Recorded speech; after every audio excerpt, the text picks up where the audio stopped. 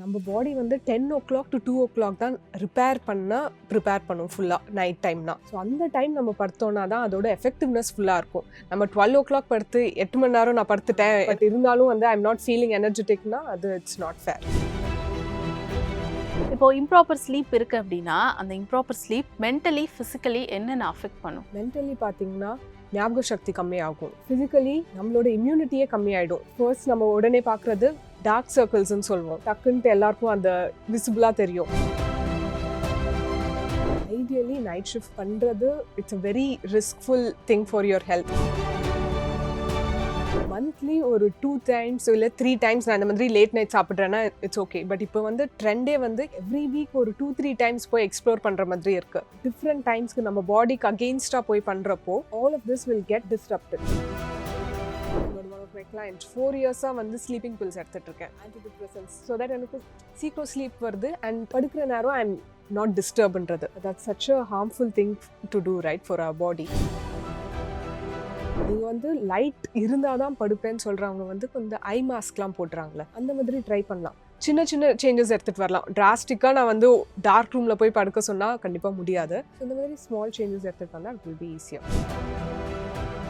நம்ம லைஃப்பில் என்ன ட்ரான்சிஷன் நடந்தாலும் சரி, ஒரு நாள் தூங்காட்டி என்ன, நம்ம ஃபஸ்ட்டாக தான் யோசிப்போம். நம்ம சாப்பாட்டுக்கு அந்த மாதிரி காம்ப்ரமைஸ்லாம் பண்ண மாட்டோம். பட் ஸ்லீப்க்கு we do that. Sperm quality, irregular periods, all of this is impacted because of sleep. IBC Tamil நேயர்களுக்கு வணக்கம். இன்னைக்கு அன்யூல இருந்து psychologist and wellness coach Vipula தான் கூட இருக்காங்க. வணக்கம் மேம். வணக்கம். நல்லா இருக்கீங்களா? நல்லா இருக்கேன், தேங்க்யூ. இன்னைக்கு இருக்க அந்த ஜென்ரேஷன்ல பாத்தீங்கன்னா ஸ்லீப் அப்படிங்கிறதே வந்து பாத்தீங்கன்னா இரெகுலரா இருக்கும். அதாவது 4 hours தூங்குறது, 3 hours தூங்குறது, ஒரு சிலர்லாம் தூங்காமே கூட இருப்பாங்க. ஸோ இந்த இம்ப்ராப்பர் ஸ்லீப் வந்து நிறைய பேருக்கு இருக்கு. இம்ப்ராப்பர் ஸ்லீப்னா ஃபர்ஸ்ட் என்ன அப்படின்னு சொல்லுங்க. நீங்கள் கரெக்டாக சொன்னீங்க. 4 hours தூங்குறது, அதுக்கும் கம்மியாக தூங்குறது, ஒரு ஃபுல் நைட் தூங்காமல் போகிறது, இது எல்லாமே இப்போ கேஷுவல் ஆயிடுச்சு. ஸோ இம்ப்ராப்பர் ஸ்லீப்னா அதிகமான நேரம் தூக்கம் இல்லாதது, அதுக்கப்புறம் தரமான தூக்கம் இல்லாதது. அதாவது ஒரு 8 மணி நேரம் தூங்குவாங்க, ஆனால் எழுந்துட்டதுக்கப்புறம் வந்து ஒரு டயர்ட்னஸ் அப்படியே இருக்கும். ஸ்டில் ஐ டோன்ட் ஃபீல் ஃப்ரெஷ்ன்னு சொல்லுவாங்க. அதுக்கப்புறம் டிஸ்டர்ப்டாக இருக்கிறது த்ரூ அவுட் த நைட். ஏதாச்சும் ஒரு சின்ன சத்தம் கேட்டால், இல்லை ஏதாச்சும் ஒரு லைட் போட்டாங்கன்னா உடனே எழுந்துக்கிறது, இதெல்லாம் தான் இம்ப்ராப்பர் ஸ்லீப்னு சொல்கிறோம். ஓகே, இப்போ ஒரு நல்ல தூக்கம் வரணும் அப்படின்னா ஃபர்ஸ்ட் என்ன பண்ணணும் அவங்க? நல்ல தூக்கம் வரணும்னா ஃபர்ஸ்ட் நம்ம லைஃப் ஸ்டைலே இப்போ வந்து ஃபுல்லாக மாறி இருக்கு. நம்ம வந்து படுக்கிறதே வந்து ஒரு 10:30 இல்லை 11:30 12க்கு மேலே தான் இப்போ நிறைய பேர் படுக்கிறாங்க. அண்ட் ஒரு 4-5 hours படுத்தா போதுன்ற ஒரு ஐடியாலஜியில் தான் இருக்கும். நல்ல தூக்கம் வரணும்னா ஃபர்ஸ்ட் நம்ம வந்து ரூமோட டெம்பரேச்சர் பார்க்கணும். அது கொஞ்சம் கூலாக வச்சுக்கணும். டார்க் பிளேஸாக இருக்கணும். அப்போ தான் நம்ம பாடியில் மெலட்டனின் செக்ரீஷன் ஒன்று நடக்கும். அது நல்லா நடந்தால் தான் நம்மளுக்கு தூக்கம் நல்லா வரும். இது வந்து வெளிச்சத்துலேருந்து டார்க்னஸ் போகிற அந்த செக்ரீஷன் நடக்கிறதுக்கான ஹார்மோன். இப்போ நிறைய பேர் என்ன நினைச்சுக்கிறாங்க, 8 hours ஸ்லீப் அப்படின்னோடனே இப்போ நம்ம 12க்கு தூங்கி ஒரு 8 ஹவர்ஸ்க்கு அப்புறம் எழுந்திரிச்சுக்கலாம். இப்போ 1 o'clock தூங்கினா நம்ம வந்து 7 o'clock 8 o'clock எழுந்திரிக்கலாம், அதுவும் 8 ஹவர்ஸ்ல தானே வரும் அப்படின்வாங்க. பட் ப்ராப்பராக அந்த 8 hours அப்படிங்கிறது எந்த ஹவர்ஸ்ல தூங்குறது? ஐடியலாக இந்த 9 o'clock to 10:30 11க்குள்ளே நீங்கள் படுக்க போனீங்கன்னா இட்ஸ் இஸ் பெஸ்ட். அண்ட் ஒரு 7 o'clock முன்னாடி எழுந்துக்கிட்டா that will be ideal.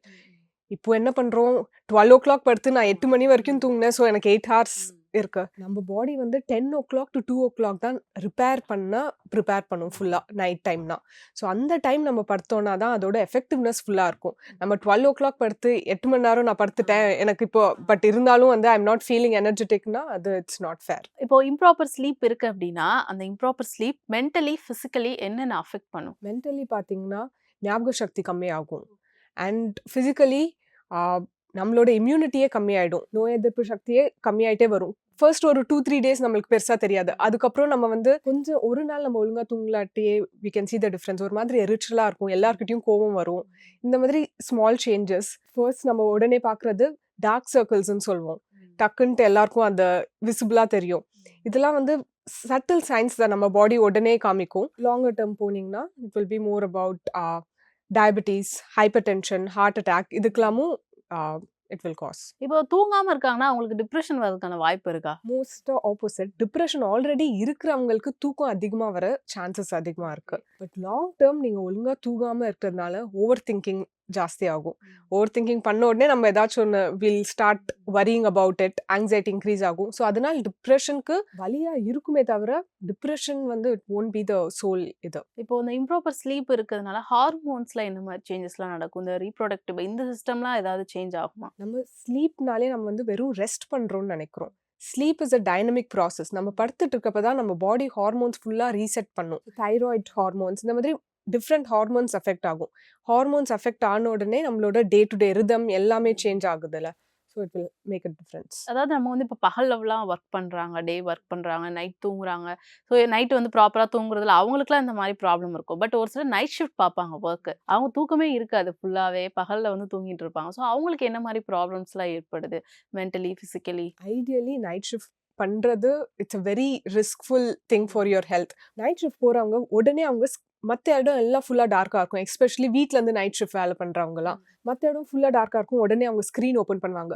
So if you can start off by first light ஃபுல்லா ரூம்ல ஆல்ரெடி ஒரு மைல்டா ஒரு லைட் செட் பண்ணிட்டு அதுக்கப்புறம் உங்க சிஸ்டம் ஓப்பன் பண்ணீங்கன்னா these are simple things that you can do to make it better for yourself. Night shift பார்க்குறப்போ first impact ஆகுது. ஏன் ஸ்லீப் இம்பாக்ட் ஆகுதுன்னா food processing is completely changing. நான் முன்னாடியே சொன்னேன்ல 10 to 2 தான் வந்து பாடி வந்து ஃபுல்லா ரீசெட் ஆகிற டைம். ஹார்மோன்ஸா இருக்கட்டும், நம்ம மைண்ட் ஆல்சோ அப்பதான் ஃபுல்லா ரீசெட் ஆகுது.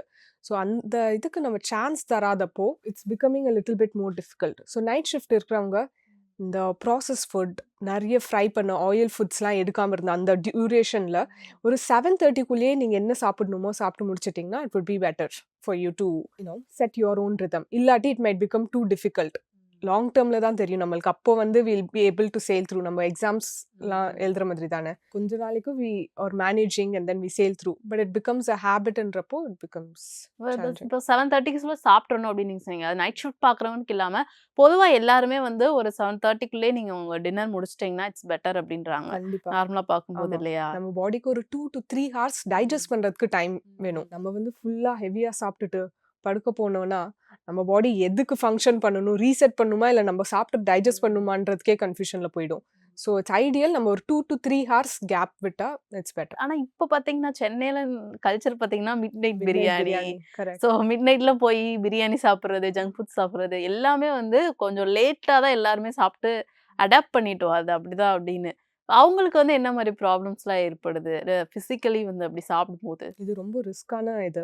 மந்த்லி ஒரு 2 டைம்ஸ் இல்லை 3 டைம்ஸ் நான் இந்த மாதிரி லேட் நைட் சாப்பிட்றேன்னா இட்ஸ் ஓகே. பட் இப்போ வந்து ட்ரெண்டே வந்து நைட் டைம்ல எங்கெல்லாம் போலான்றது தான் காமிக்கிறாங்களே. எவ்ரி வீக் ஒரு 2-3 டைம்ஸ் போய் எக்ஸ்ப்ளோர் பண்ற மாதிரி இருக்கு. when you're eating late in the night நம்ம பாடியோட இந்த ஹங்கர் ஹார்மோன்னு சொன்னேன்ல, கிரெலின்னு சொல்லி ஒரு ஹார்மோன், அது வந்து ஒரு மாதிரி மேல் ஃபங்க்ஷன்னு சொல்லலாம். சரியான டைம்க்கு எதுவும் பண்ணாம டிஃப்ரெண்ட் டைம்ஸ்க்கு நம்ம பாடிக்கு அகெயின்ஸ்டா போய் பண்றப்போ all of this will get disrupted. So இந்த ghrelin என்ற ஹங்கர் ஹார்மோன் எக்ஸசிவா ஒர்க் ஆகும்.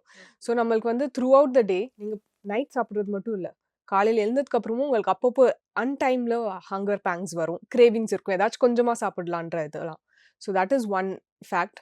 அதுக்கப்புறம் your heart health will also be impacted because digestion is not just happening on the conscious level. நம்ம படுத்துட்டு இருக்கப்போ digestion is happening. So all of this will have a long term impact. இப்போ improper sleep இருக்கு இல்லையா? So வந்து இப்போ நிறைய பேர் வந்து அப்படியே தூங்கி பழகிட்டாங்க. 10 மணிக்கு தூங்குறது, 11 மணிக்கு தூங்குறது. ஒரு ப்ராப்பர் ஸ்லீப்க்கு அவங்க திரும்ப அந்த ரொட்டீன் வரணும்னா என்ன பண்ணலாம்? ஃபர்ஸ்ட் வந்து ஸ்டிமுலன்ஸ் வந்து கொஞ்சம் கம்மி பண்ணும். ஸ்டிமுலன்ஸ்னா நம்ம ஆல்கஹால், சிகரெட்ஸ் இல்லை காஃபி கூட அந்த கெஃபைன் இன்டேக் கொஞ்சம் கம்மி பண்ணுறது. நம்ம ஸ்க்ரீன் டைம் எல்லாருமே நம்ம ஃபோன் பார்த்து தான் படுக்கவே போகிறோம் இப்போலாம்.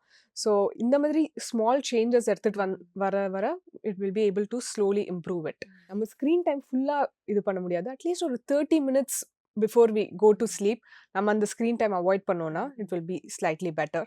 அதே மாதிரி ஒரு 3 ஹார்ஸ்க்கு முன்னாடி எந்த ஸ்டிமுலண்ட்டும் எடுக்காம, அண்ட் காஃபி நீங்கள் குடிச்சே ஆகணும்னா ஆஃப்டர்நூன்குள்ளே காஃபி குடிச்சிட்டு அதுக்கப்புறம் நீங்கள் திருப்பியும் காஃபி எடுக்காமல் இருக்கிறது. இதெல்லாம் simple things that we can try. இப்போ தூங்கும்போது சொன்னீங்க டார்க் ரூமில் தான் தூங்கணும், லைட் வந்து கம்மியாக வச்சுக்கணும் அப்படின்னு சொல்லிட்டு.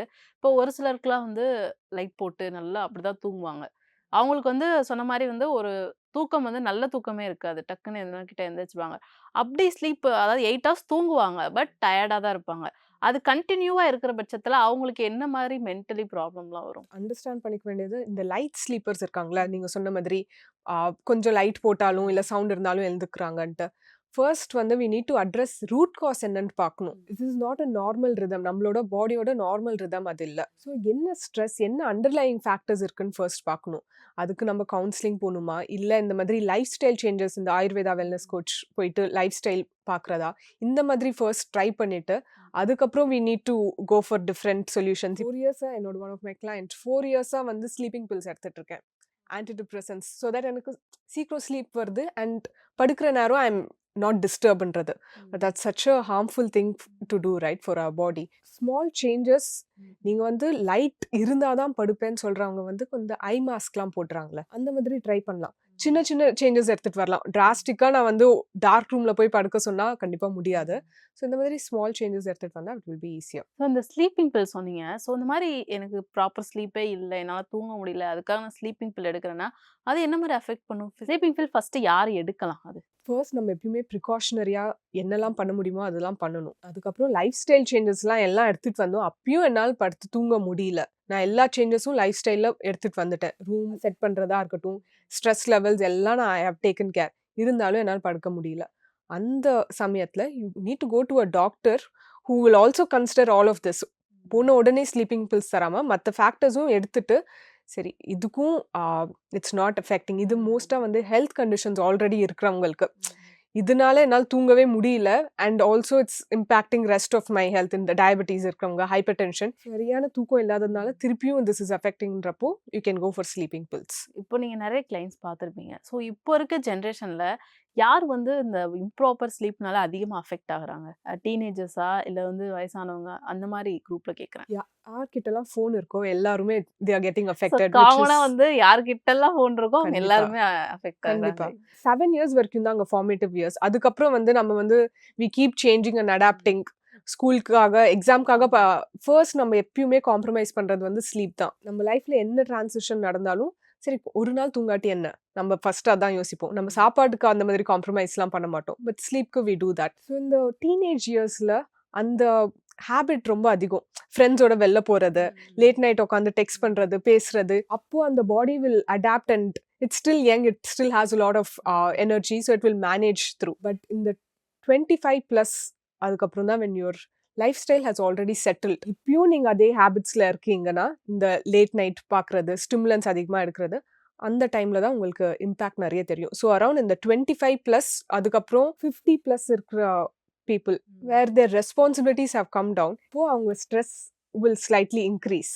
முன்னாடி யோசிக்காதது, முன்னாடி இருந்த ஸ்ட்ரெஸ், ஆங்ஸைட்டி எல்லாம் கியூமுலேட் ஆகி இப்போ என்னால் படுக்க முடியல, நைட் ஆனால் ரெஸ்ட்லெஸ்னஸ் அதிகமாக ஆகுது. விமென்க்கு this will be slightly more. இப்போ இந்த இம்ப்ராப்பர் ஸ்லீப் மென் விமன் இருக்காங்க. ஸோ 2 பேருக்கும் இருக்கிறப்போ அவங்களுக்கான அந்த அஃபெக்ட் பண்ணுறது வந்து டிஃப்ரெண்ட்டாக இருக்குமா, இல்லை ஒரே மாதிரி தான் அஃபெக்ட் பண்ணுமா? அஃபெக்ட் பண்ணுறது ஒரே மாதிரி தான். ஹெல்த் கண்டிஷன்ஸ், ஹார்மோனல் இம்பேலன்சஸ் 2 பேருக்குமே நடக்கும்.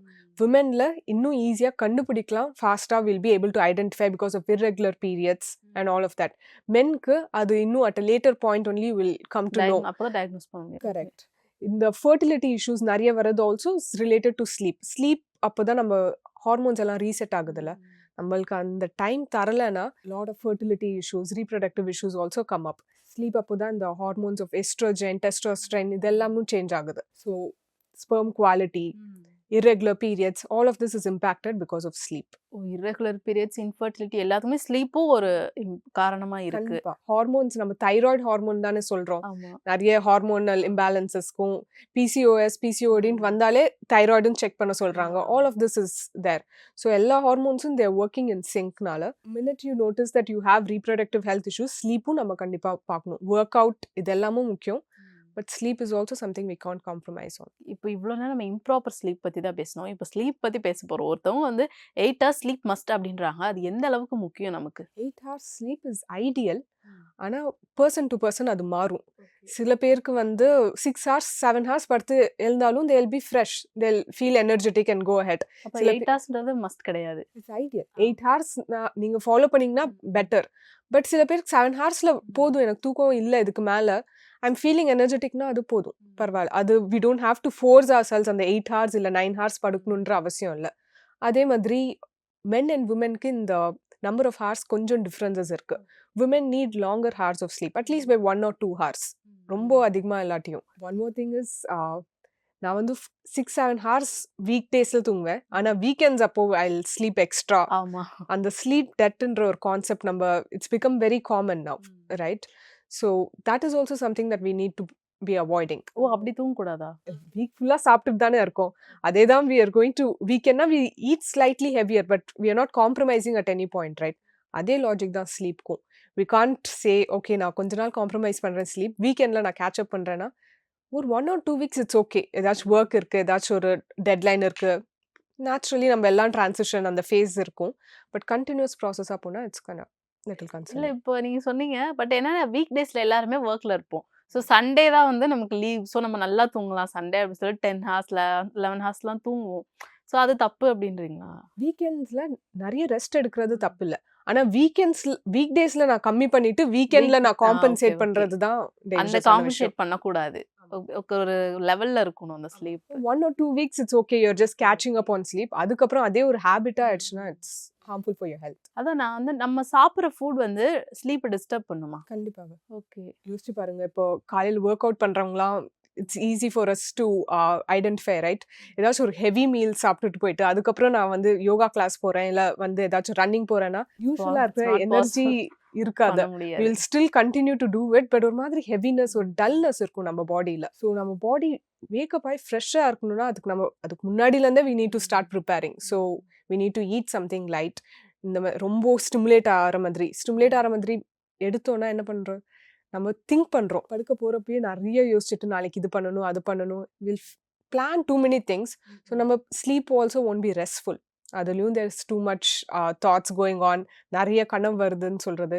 All of this happens because you're restless. இப்போ ஸ்லீப் அப்படிங்கிறது பார்த்தீங்கன்னா, நைட் தூங்குறத தாண்டி இப்போ நெறைய பேர் பகல்லலாம் தூங்குவோம். ஐ மீன் ரொம்ப ரெஸ்ட்லெஸ்ஸா நம்ம ஃபீல் பண்றோம் அப்படின்னா, பகல்ல தூங்குவோம். அப்போ வந்து என்ன சொல்லுவாங்க, வீட்ல ஆட்டோமேட்டிக்கா "பகல்ல தூங்குறிய சோம்பேறி" அப்படின்ற ஒரு டேக்லாம் குடுப்பாங்க. திட்டுவாங்க. "என்ன பகல்ல தூங்குனா வீட்டுக்கு ஆகாது" அப்படின்னு நெறைய சொல்லுவாங்க. ஸோ அதனாலேயே வந்து அந்த ஸ்லீப் அஃபெக்ட் பண்ணுதா? அந்த ஸ்லீப் ப்ராப்பர் ஸ்லீப் அப்படிங்கிறதே அந்த ஒரு விஷயம் அஃபெக்ட் பண்ணுமா? நம்ம ஸ்லீப்ன்றது வந்து எப்பயுமே ரெஸ்ட்ன்ற ஒரு கான்செப்டோட தான் பார்க்குறோம். ஸ்லீப்போட மெயின் கிரைட்டீரியா வந்து நம்ம எவ்வளோ ரிலாக்ஸ் பண்ண முடியுதுன்ட்டு. இந்த மாதிரி கேள்விப்பட்டிருந்தோம்னு வச்சுக்கோங்களேன், சின்ன வயசுல சோம்பேறியா தான் இருப்பேன், இப்படிலாம் படுத்து தூங்கினேன்னா நம்ம மைண்ட் ரிலாக்ஸ் ஆகாது. நம்மளுக்கு ஃபுல் டே நம்ம ஃபுல்லாக ஒர்க் பண்ணிட்டு வந்து படுத்தாலும் ஏதோ ஒரு கில்ட் இருக்கும். ஸோ ஃபர்ஸ்ட் நம்ம வந்து அந்த தாட் லெவல் ரூட் காஸ் என்னன்ட்டு ஃபைண்ட் அவுட் பண்ணிட்டு அதோட ஒர்க் பண்ணிட்டு and then we can try to move from தேர்.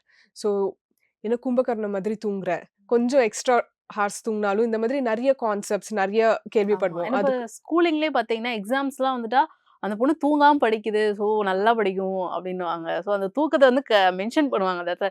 "நீ தூங்காம படிச்சா நீ நல்ல மார்க் எடுப்ப" அப்டின்னு சொல்லி நம்மளே வந்து நம்ப வைப்பாங்க. ஸோ அதான் கேட்கிறேன். இப்போ நம்ம வந்து தூங்கணும்னு இப்போ ட்ரை பண்ணோம்னா இப்போ வந்து ஓகே நம்ம ஃபர்ஸ்ட் வேலையை முடிச்சுட்டு அதுக்கப்புறம் இது பண்ணலாம். எப்பயுமே ஒரு டென்ஷனோடயே போய் படுப்போம். இல்லை நம்ம வந்து இப்போ கூட நம்ம எவ்வளோ வயசானாலும் ரிலாக்ஸ் பண்ணிட்டு அப்படியே கொஞ்சம் சரி அப்படியே தூங்க போலான்னா நம்ம அம்மா இல்லை யாராச்சும் கிராஸ் பண்ணி போனாங்கன்னா ஒரு செகண்ட் நம்ம ஓகே நம்ம லேசியாக படுத்துட்டு இருக்கோமான்ற ஒரு தாட் வரும்ல. ஸோ ஃபர்ஸ்ட் அதை அட்ரஸ் பண்ணணும். நம்ம பாடிக்கு ரெஸ்ட் தேவை. சின்ன வயசுல they might have set it for multiple reasons. At certain points it would have helped. But இப்போ our body needs more restன்றப்போ we need to let go and step into a new. தூக்கம் வர்றப்ப தூங்குனா தப்பே கிடையாது இல்லையா? தப்பே ஸோ இல்ல. Okay. Timing உங்களோட ரொட்டீன்க்கு ஏத்த மாதிரி நீங்க வந்து டைம் செட் பண்ணி படுத்து தூங்கினா இட்ஸ் குட். இப்போ இந்த இம்ப்ராப்பர் ஸ்லீப்னால மென்டலி, பிசிக்கலி ப்ராப்ளம் சொன்னீங்க. ஸோ இத தவிர்த்து என்ன மாதிரியான ப்ராப்ளம்ஸ்லாம் வரும்? என்ன சொல்லுவாங்க, இப்போ நம்ம சரியா தூங்கல அப்டின்னா ஹேர் ஃபால் வருன்னுவாங்க. ஸோ அந்த மாரி இன்னும் என்னென்ன ப்ராப்ளம்ஸ்லாம் கிரியேட் ஆகும்? சரியா தூங்கலைன்னா நம்மளோட கார்டிசால் லெவல்ஸ் இன்க்ரீஸ் ஆகிறதுக்கும் வாய்ப்பு இருக்கு. இதாவது நம்ம ஸ்ட்ரெஸ் ஹார்மோனுன்னு சொல்றது. ஸோ ஹேர் ஃபால்க்கான சான்சஸ் ரொம்ப அதிகமாக இருக்கும். இன் திஸ் கேஸ் ஆக்னேலாம் வரும். அதுக்கப்புறம் டார்க் சர்க்கிள்ஸ் இதெல்லாம் ஈஸியாக வித்தின் ஒரு 2-3 டேஸ்லேயே நம்ம நோட்டீஸ் பண்ண முடிய விஷயங்க. அதுக்கப்புறம் will also B able to notice that wrinkles அதிகமாகிறது. தூக்கம் இல்லாததுன்ட்டு டைரெக்டாக சொல்கிறத விட இது தூக்கம் இல்லாதப்ப நம்ம வந்து நிறைய யோசிக்குவோம். நைட் படுத்து அப்படியே ஏதாச்சும் யோசிச்சுட்டு இருக்கோம். மைண்ட் ஏதாச்சும் ஒரு ஃபங்க்ஷன் போயிட்டே இருக்கும். ஸோ அந்த மாதிரி நேரத்தில் டென்ஷன் அதிகமாக ஆக இந்த ஹேர் ஃபால், ஆக்னே இந்த மாதிரி நிறைய விஷயங்கள் வர சான்சஸ் இருக்கு. இன்னைக்கு வந்து நெறைய பேர் பார்த்தீங்கன்னா, டிப்ரஷன். உங்களுக்கு என்ன பிரச்சனை அப்படின்னு கேட்டா, ரொம்ப டிப்ரஷனா இருக்கேன். எனக்கு ரொம்ப ஸ்ட்ரெஸ்ஸா இருக்கு அப்படின்னுவாங்க. டிப்ரஷனா இருக்காங்களா அப்படின்னு கேட்டா, கிடையாது. ஏன்னா வந்து ஏதாவது டென்ஷன்ல இருந்தா கூட டிப்ரஷனா இருக்கேன் அப்படின்னு சொல்றாங்க. ஸோ உண்மையான டிப்ரஷனுக்கு எப்படி இருப்பாங்க? உண்மையான டிப்ரெஷன்னா என்ன ஃபர்ஸ்ட்? டிப்ரெஷன்ன்ற வார்த்தையே ரொம்ப லூஸா யூஸ் பண்ண காமன் வேர்ட் ஆரம்பிச்சுட்டோம். ஆயிடுச்சு. ஆமா. மென்டல் ஹெல்த் அவேர்னஸ் இன்க்ரீஸ் ஆக இந்த டிப்ரெஷன், ஓசிடிலாம் நம்ம ரொம்ப கேஷுவலா யூஸ் பண்ண ஆரம்பிச்சுட்டோம். Depression is not the same as இந்த சேடா இருக்கிறதோட கம்பேரிசன் எப்பயும் நடக்கும். கொஞ்சம் சோகமா இருந்தா உடனே நான் டிப்ரெஸ்டா இருக்கேன்னு சொல்லுவோம். அது ஆக்சுவலா அப்படி இல்ல. ஒரு 3 to 4 மந்த்ஸ் இல்ல 6 மந்த்ஸ் வரைக்கும் அப்சர்வேஷன்ல பார்த்தீங்கன்னா, சரியான தூக்கம் இருக்காது. இல்ல எக்ஸசிவ் தூக்கமா இருக்கும். And at the same time எதுலயுமே இன்ட்ரெஸ்ட் இருக்காது. ஃபர்ஸ்ட் என்ஜாய் பண்ணிட்டு இருக்க இந்த ஆக்டிவிட்டி நம்ம ஃபேமிலியோட டைம் ஸ்பெண்ட் பண்றதா இருக்கட்டும், ஃப்ரெண்ட்ஸோட இல்ல நம்ம தனியா வந்து ஏதாச்சும் ஒரு ஆக்டிவிட்டி என்ஜாய் பண்ணிட்டு இருப்போம். அதுல கூட இன்ட்ரெஸ்ட் கம்மியா போயிட்டு இருக்கும். இந்த மாதிரி நெறைய சிம்ப்டம்ஸ் இருக்கு. வெறும் சோகமா இருக்கிறது மட்டும் வந்து டிப்ரெஷன் கிடையாது. ஃபியூ மோர் பாயிண்ட்ஸ் நம்ம யோசிச்சோம்னா, டிப்ரெஷன்னா கொஞ்சம் நம்ம வித்ட்ரா பண்ணியே இருக்கலாம்னு தோணும். சடன்ஸ் வந்து சரி ஓகே நம்ம வந்து எப்பயுமே தனியா இருக்கோம். நம்ம ஃப்ரெண்ட்ஸ் கிட்ட பேசலான்ட்டு ட்ரை பண்ணுவோம். But at the same time திருப்பி வந்து ஓகே நான் வித்ட்ரா பண்றேன். நான் வந்து தனியாவே இருக்கேன். அப்பதான் எனக்கு பெஸ்ட். யாருமே புரிஞ்சுக்க மாட்றாங்கன்ற ரொம்ப ஒரு deep sense of belief and all of that. இல்ல எனக்கு சப்போர்ட்டிவ் ஃபேமிலி மெம்பர்ஸ் இருக்காங்க, ஃப்ரெண்ட்ஸ் இருக்காங்க. எல்லாம் ஓகே தான் இருக்கு. இருந்தாலும் எனக்கு வந்து எதுலயுமே ஒரு பேஷன் இல்ல. எதுலயுமே வந்து ஒரு உடன்பாடு இல்லன்னு சொல்லுவோம்ல. அந்த மாதிரி இருக்கிறது தான் one of the basic identification for depression. இப்போ டிப்ரெஷனா இருக்கவங்க வந்து எப்படி டயக்னோஸ் பண்றது? அவங்க டிப்ரெஷனா தான் இருக்காங்க அப்படின்னு. டிப்ரெஷன்ன்ட்டு ஐடென்டிஃபை பண்ணி இப்போலாம் நெறைய பேர் அவங்களே செல்ஃப் டயக்னோஸ் பண்ணிடுறாங்க. பண்ணிட்டு உடனே சைக்கியாட்ரிஸ்ட் கிட்ட போறாங்க. ஸோ டிப்ரெஷன்ன்ட்டு நம்மளே செல்ஃப் டயக்னோஸ் பண்ணி நெறைய பேர் சைக்கியாட்ரிஸ்ட் கிட்ட உடனே போய் மெடிகேஷன் வாங்கணுன்ட்டு நெனைக்கிறாங்க. ஃபர்ஸ்ட் நம்ம வந்து there are multiple layers of depression. நம்மளுக்கு என்ன டிப்ரெஷன்? எதுக்காக நம்ம சடனா அஃபெக்ட் ஆறோம்? எப்படி இந்த ஃபேஸ் வந்ததுன்னு நம்ம ஃபர்ஸ்ட் புரிஞ்சுக்கணும். ஃபர்ஸ்ட் ஒரு தெரபிஸ்ட் கிட்ட போய் பேசி பாருங்க. ஃபர்ஸ்ட் அவங்க என்ன பேசுறாங்க? அவங்க வந்து if they notice that normal stress விட இது வந்து கொஞ்சம் எக்ஸ்ட்ரீமா இருக்கு. டிப்ரெஷனோட சிம்ப்டம்ஸ் இருக்குன்னா, அவங்களே வந்து ஒரு கிளினிக்கல் சைக்காலஜிஸ்ட் கிட்ட ரெஃபர் பண்ணுவாங்க. கிளினிக்கல் சைக்காலஜிஸ்ட் தான் வந்து அசஸ்மென்ட்லாம் பண்ணி, உங்களுக்கு ஆக்சுவலா டயக்னோசிஸ் இருக்கா? எந்த லெவல்ல இருக்கு? இதெல்லாம் சொல்லுவாங்க. அதுக்கப்புறம் இஃப் நீடட் மெடிகேஷன். அது இட்ஸ் அ லாஸ்ட் ஸ்டெப். அப்ப நீங்க சைக்கியாட்ரிஸ்ட் கிட்ட வேண்டிய அவசியம் இருக்கும். அதுக்கு முன்னாடியே நம்ம ஃபர்ஸ்ட் வந்து மெடிகேஷன் போயிட்டோம்னா, body might not be able to function well. நம்ம மெடிகேஷன் எடுக்கிறப்போ கொஞ்சம் ரிலீஃப் இருக்குமே தவிர, அதோட சேர்த்து தெரப்பி பண்ணாதான் உங்களுக்கு வந்து என்ன ப்ராப்ளம்ன்றது ரிசால்வ் பண்ண முடியும். ஸோ இந்த டிப்ரெஷன் வந்து எதனால ஏற்படுது? ஃபர்ஸ்ட் ஒருத்தருக்கு வந்து எதனால டிப்ரெஸ் ஆவாங்க? என்ன ரீசன்? இதுக்கு நெறைய காரணங்கள் இருக்கலாம். மெயினா வந்து ஃபர்ஸ்ட் ஸ்ட்ரெஸ், ஏதாச்சும் ஒரு மேஜர் லைஃப் ட்ரான்சிஷன். ஒரு ட்ரான்சிஷன் போயிட்டுருக்கோம். பட் நம்ம அந்த ஃபுல் ஃபேஸ்ல நம்ம வந்து எனர்ஜெட்டிக்கா எல்லாம் பண்ணிடுவோம். பட் அந்தோட எமோஷன்ஸ் நம்ம விட்டுடுறோம். அது when it comes and hits back after you settle down, that's when you start overthinking, anxiety எல்லாம் சேர்ந்து வரப்போ தான் we feel like little low. அது அப்படியே கன்டின்யூ ஆச்சுன்னா உங்களுக்கு டிப்ரெஷன் அதோட சிம்ப்டம்ஸ் எல்லாம் வரும். இப்போ டிப்ரெஷன்ல இருக்க ஒருத்தவங்க மத்தவங்க கிட்ட எப்படி பிஹேவ் பண்ணுவாங்க அவங்க? பெருசா டிஃபரன்ஸ்ன்னு நம்ம சொல்ல முடியாது. சில பேர் டிப்ரெஸ்டா இருப்பாங்கன்றது நம்ம பார்த்த உடனே தெரியும். ஓகே ஏதோ இவங்களுக்கு வந்து அஃபெக்ட் ஆகுது. ஏதோ யோசிச்சுட்டே இருக்காங்க. ஏதோ சேடா இருக்காங்கன்னு நம்ம பார்த்த உடனே நம்மளால கண்டுபிடிக்க முடியும். சில பேர் நார்மலா, கேஷுவலா நம்ம டே டு டே எப்படி ஃபங்ஷன் பண்றாங்களோ அதே மாதிரி ஃபங்ஷன் பண்ணிட்டு இருப்பாங்க. But they'll be struggling inside. So it's very individualistic. ஒரு பர்சன்லேருந்து இன்னொரு பர்சனுக்கு மாறிட்டே இருக்கும் அது. ஒவ்வொருத்தரும் ஒவ்வொரு மாதிரி இருப்பாங்க டிப்ரெஷன். ஸோ இப்போ இவங்க டிப்ரெஷன்ல நம்ம இப்போ ஃபேமிலில யாராவது ஒருத்தர் டிப்ரெஷன்ல இருக்காங்க அப்படின்னா, நம்ம எப்படி அவங்கள ஐடென்டிஃபை பண்ணி அவங்கள டயக்னோஸ் பண்ணி கொண்டு வரது வெளிய? எக்ஸ்பிளிசிட்டா நம்மளுக்கு சொன்ன மாதிரி வந்து சில பேர் வந்து அவங்களோட டே டு டே ஆக்டிவிட்டீஸ் கன்டின்யூ பண்ணிட்டு தான் இருப்பாங்க. ஸோ நம்மளுக்கு பார்த்த உடனே டக்குன்னு டிஃப்ரென்ஸ் தெரியாது. பட் நீங்க க்ளோஸா அப்சர்வ் பண்ணணும். ஃபேமிலி மெம்பரா இருக்கட்டும், ஃப்ரெண்டா இருக்கட்டும். அவங்க முன்னாடி இருந்த மாதிரி பேசுறது கொஞ்சம் கம்மி பண்ணிக்கிறாங்க. அவங்களே வந்து அவங்கள வித்ட்ரா பண்ணிக்கிறாங்க. இல்ல முன்னாடி பண்ணிட்டு இருந்த ஆக்டிவிட்டீஸ்ல இருந்து பெருசா இன்ட்ரெஸ்ட் காட்டாம அவங்க பாட்டு ஏதோ ஒரு தனிமையிலேயே இருக்காங்க. எப்பயுமே வந்து ஒரு ஹோப் இல்லாம பேசுறது. லைஃப் மேல ஒரு நெகட்டிவ் தாட் ரொம்ப இன்க்ரீஸ் ஆயிட்டே இருக்குது. அது நம்மளுக்கு பேசுறப்ப எவிடென்ட்டா தெரியறப்போ we can intervene. We can first வந்து நம்ம உடனே பேனிக் ஆகும். How can I help? எப்படி ஹெல்ப் பண்றது? Just being there for them. Acknowledge பண்றது. எனக்கு புரியுது வாட் யூர் கோயிங் த்ரூ. இந்த மாதிரி basic step is also quite helps in a long way. Weight loss, weight gaining இதெல்லாம் சொன்னீங்க. அத தவிர்த்து இந்த ஃபோக்கஸ் இல்லாம இருக்குது. அவங்களால வந்து ஒரு விஷயத்த வந்து டக்குன்னு அடாப்ட் பண்ணிக்க முடியாது சொன்னா. அவங்க ஏதோ ஒரு வேற உலகத்துல இருப்பாங்க இல்லையா? ஸோ அந்த மாரியும் இருக்குமா டிப்ரெஷன்ல இருக்கவங்களுக்கு? கொஞ்சம் டெஃபினட்டா இந்த சிம்ப்டம்ஸ்லாம் இருக்கும்.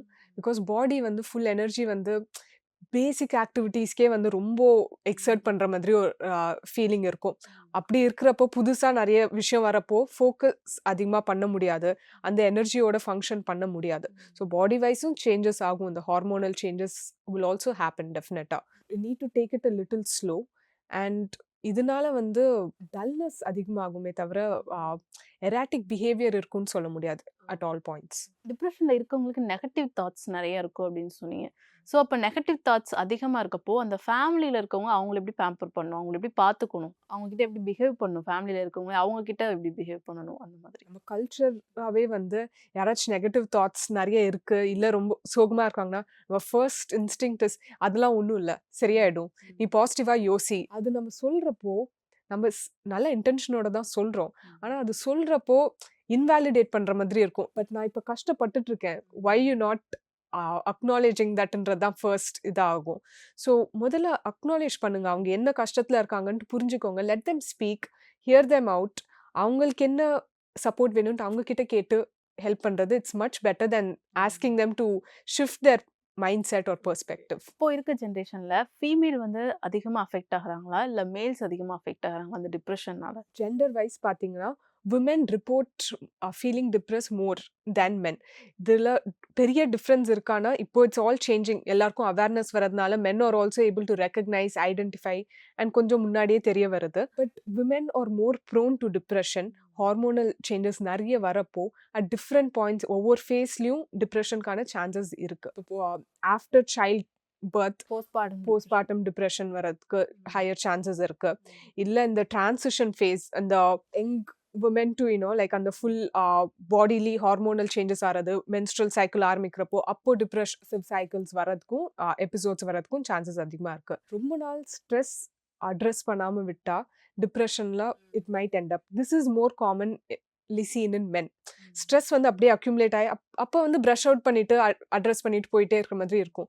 But over a period of time sense of dullness வந்துடும், எதுலையுமே இன்ட்ரெஸ்ட் இல்லாமல் போகிறது, இதெல்லாமே வந்து symptoms of depression. So both of them have it. விமென்ல வந்து ஹார்மோனல் சேஞ்சஸ் மோர் ஃப்ரீக்வென்ட்னால அப்சர்வ் பண்ணுறதுக்கும் ஈஸி. பட் சிம்டம்ஸ் வந்து ஒண்ணுதான். மேலுக்கும் ஃபீமேலுக்கும் சிம்டம்ஸ் ஒரே மாதிரி தான் இருக்கும். சிம்டம்ஸ் ஒரே மாதிரி தான் இருக்கும். Okay, okay. நிறைய விஷயங்கள் வந்து எங்களோட பகிர்ந்துக்கிட்டீங்க. ரொம்ப நன்றி. நன்றி. தேங்க்யூ.